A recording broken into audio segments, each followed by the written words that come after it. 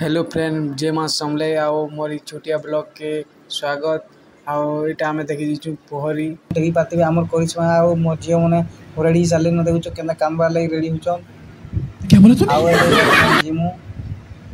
आ बर्तमान पहुँची गनु न आमर पोहरी मंडप के बर्तमान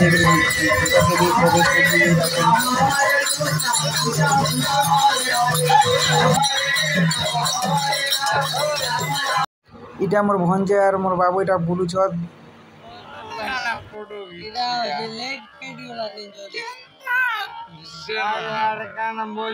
पिले मोर चाउमिन मने के ने खाबार के आसो रे के आसो आज मालिया देमी पूरा फ्री न देमी। क्या बोला तूने? और देखी बाते पिला छुआ हमर डेगी डेगी कर बहुत एंजॉय करि पारसन आ देखी बाते भी काना काना भी आइछ हमर समरा के जे खाइबार पीबारटा माने देखी दिले तो जाने देखले ताना मन लागछ ताले मुई देखी मन लागला तो गुपचुप खाइ देनु मुई आ मोर भंजास मुई आ पछे काना काना खामु जे देखामु इटा होइछ मो नन्नी देखुछ इटा सबे कहउछ हमर करिश्मा मोर मा आ ब्लॉग एते न बाय बाय।